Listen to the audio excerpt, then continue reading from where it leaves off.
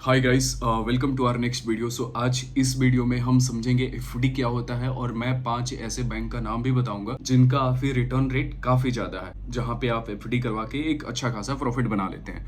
अब एफडी समझते हैं। एफडी क्या होता है? एफडी ना एक प्रकार की गारंटीड इन्वेस्टमेंट होता है जिसमें हम अपने कुछ पैसे को एक फिक्स पीरियड के लिए वहां पे जमा कर देते हैं किसी बैंक में, और जो हमें रिटर्न पहले दिन से तय होता है उसके हिसाब से हमें वहां पे प्रॉफिट मिलता है। तो एफडी का जो इंटरेस्ट रेट है ना, वो रेपो रेट पे डिपेंड करता है। जब अगर गवर्नमेंट रेपो रेट बढ़ाएगी तो जैसे एफडी का रेट बढ़ेगा। अब गवर्नमेंट अगर रेपो रेट घटाएगी तो एफडी का रेट घटेगा। पहले जो एफडी का रेट हुआ करता था वो 11-12% तक जाती थी, लेकिन अब क्या है ना, एफडी का रेट कम होते गया है। अभी आपको मैक्सिमम आपको 8.5% का एफडी का रेट मिलेगा। ओके, वो भी एफडी का रेट 8.5% सबको नहीं मिलेगा। जैसे जनरली क्या होता है कि एक सीनियर सिटीजन को एज कंपेयर टू एक यंगर पर्सन को, मान के चला जाए कि अगर एक 40 इयर्स का एक व्यक्ति सेम बैंक में इन्वेस्टमेंट करने जा रहा है, एफडी कराने जा रहा है, वहीं पे अगर 60 इयर्स का कोई व्यक्ति अगर एफडी कराने उसी बैंक में जा रहा है, तो जो 60 साल मतलब जो 60 साल के हैं उनको ज्यादा वहां पे इंटरेस्ट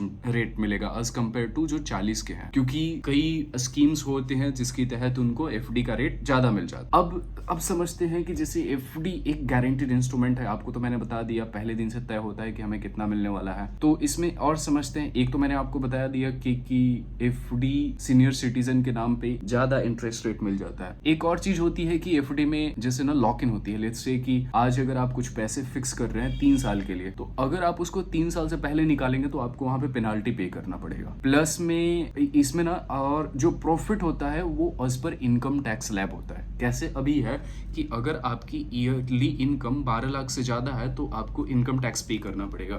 सिमिलरली एफडी का अगर इंटरेस्ट आपको इनकम टैक्स के स्लैब के ऊपर हो जाता है, यानी 12 लाख से ऊपर हो जाता है, तो फिर आपको वहां पे टैक्स पे करना पड़ेगा। तो मैंने आपको टैक्स कवर कर दिया, ये कवर कर दिया। अब चलिए हम लोग बिना वक्त जाया करते हैं। हम 5 ऐसे बैंक का नाम मैं बताने जा रहा हूँ जिसका एफडी मतलब एफडी कराते हैं उसमें तो आपको इंटरेस्ट रेट ज्यादा मिलेगा। तो सबसे पहला जो हमारा बैंक है ये स्लाइस स्मॉल फाइनेंस बैंक है जो कि सीनियर सिटीजन को 8.5% तक का एफडी रेट देती है। अगर आप नॉर्मली 1 साल का एफडी मतलब 1 साल तक पैसे जमा करने का आप एग्रीमेंट बनवाते हो कि मतलब 1 साल तक मेरा पैसे जमा रहेगा, 1 साल के बाद मैं निकलवा लूंगा, तो आपको 6.75% का रिटर्न मिलेगा। वहीं अगर आप 3 साल के लिए अपना एफडी कर रहे हो तो आपको 8.25 तक का भी रिटर्न मिल सकता है। प्लस में अगर आप 5 इयर्स तक एफडी कर रहे हो तो आपको 7.75 तक का रिटर्न मिल सकता है, इंटरेस्ट मिल सकता है। वहीं सीनियर सिटीजन्स का इसमें आप 0.5% आप एक्स्ट्रा मान लो। वहीं जो हमारा दूसरा बैंक है ये है सूर्योदय स्मॉल फाइनेंस बैंक। इसमें जो हाईएस्ट एफडी रेट है वो 8.2 का है, और अगर आप 1 साल का एफडी कराते हो तो 7.5% का इंटरेस्ट रेट मिलेगा। 3 साल का एफडी कराते हो तो आप 7.75 का मिलेगा, और 5 इयर्स का कराते हो आप तो 8.20% का रिटर्न आपको मिलेगा। प्लस में सीनियर सिटीजन का 0.40% एक्स्ट्रा। जो हमारा तीसरा बैंक है उसका नाम है जना स्मॉल